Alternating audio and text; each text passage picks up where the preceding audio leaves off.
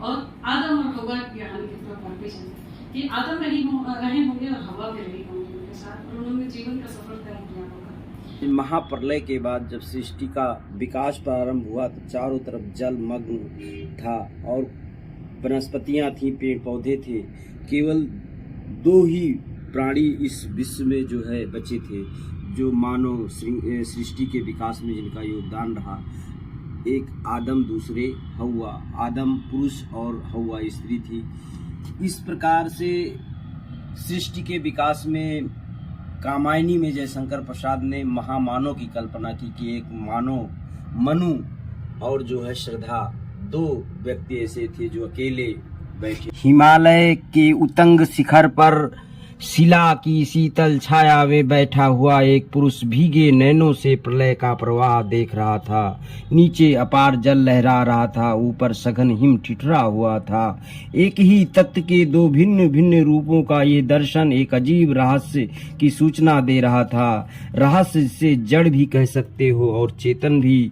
हिमगिर के उतंग शिखर पर बैठ शिला की शीतल छां एक पुरुष भीगे नैनों से देख रहा था प्रलय प्रवाह। नीचे जल था, ऊपर हिम था, एक तरल था, एक सघन, एक तत्व की ही प्रधानता कहो उसे जड़िया चेतन। जब जीवन का सफर तय हुआ और जब वो आगे बढ़ रहे थे, तब उसमें से कोई भी छोटा या कोई भी बड़ा नहीं था। दोनों बराबर थे, दोनों बराबर के शिकार करते थे, दोनों बराबर कंदमूल इकट्ठा करते थे, दोनों सर्वाइवल के लिए जो भी पद्धतियां उस समय रही होंगी, उन सारी पद्धतियों में दोनों ने बराबर की सहभागिता की। और उस बराबर की सहभागिता को करते करते करते जो बात मैं चंद लम्हों में कह रही हूँ, उसे घटित होने में न जाने कितने वर्ष लगे होंगे, लेकिन एक ऐसा समय आया होगा जब स्त्री गर्भवती हुई होगी और उसके पार्टनर ने बहुत खुशी खुशी यह कहा होगा कि तुम जिस शारीरिक अवस्था में हो, उस शारीरिक अवस्था में अब ज्यादा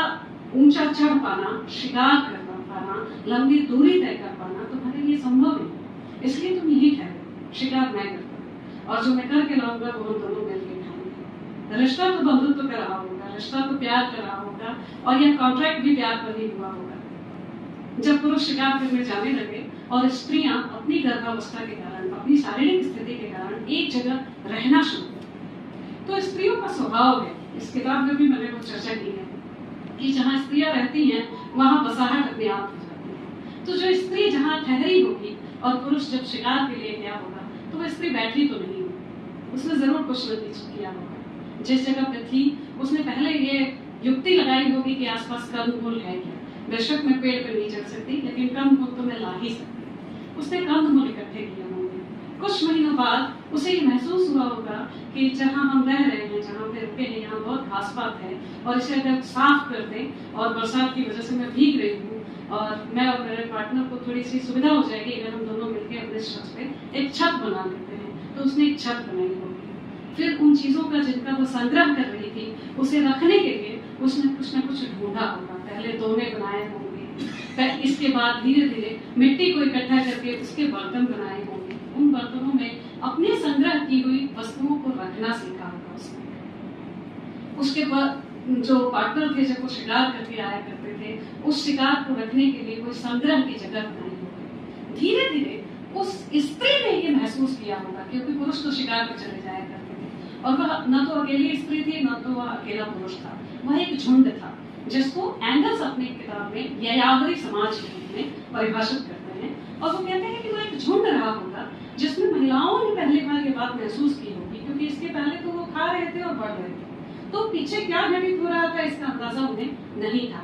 लेकिन जब उन्होंने वहां रहना शुरू किया, तब धीरे धीरे महिलाओं ने महसूस किया कि जो हम खा रहे हैं, जिसे हम फेंक रहे हैं, वही पुनः जन्म ले रहा है। तो बीज के अंकुरण की जो घटना है वो सबसे पहले महिलाओं ने महसूस की होगी और उस अंकुरण की घटना से अपने पुरुष पार्टनर को बताया होगा कि ऐसा कुछ हो रहा है। और धीरे धीरे यह जो जीवन के पुनर्चक्रण का सिद्धांत है, उस सिद्धांत में वह दोनों पार्टनर गए कि अगर हम खा सकते हैं तो वापस इसे उगा भी सकते हैं। इट मीन्स कि हम खेती कर सकते हैं। और चूंकि यह बसाहट हो रही थी, तो उस बसाहट में जो कुछ भी वह खाते थे, उसके अतिरिक्त जो बच जाता होगा, उसे खाने के लिए आसपास के जीव जंतु इकट्ठे होते होंगे और उन जीव जंतुओं में एक जानवर जो सबसे लॉयल्टी के साथ उनके साथ रहा वो था कुत्ता।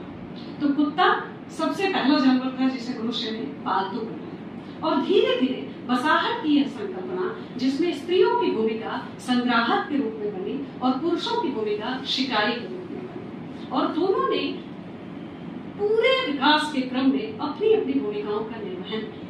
एक ने संग्राहक भूमिका का निर्वहन किया और दूसरे ने शिकारी भूमिका का संग्रहण किया। लेकिन दुर्भाग्यपूर्ण यह है कि जब इतिहास लिखा गया तो इतिहास की पूरी दृष्टि हंटर अप्रोच की थी, और हमने आदि मानव के इतिहास को पढ़ते हुए ये जाना कि आदि मानव ने शिकार करना कब सीखा, आदि मानव ने जानवरों को पालतू बनाना कब सीखा, आदि मानव ने औजारों का आविष्कार कब किया, आदि मानव ने आग जलाना कब सीखा, आदि मानव ने घर बनाना कब सीखा। सब अगर आदि मानव ने किया तो आदि मानवी क्या कर रही थी, ये इतिहास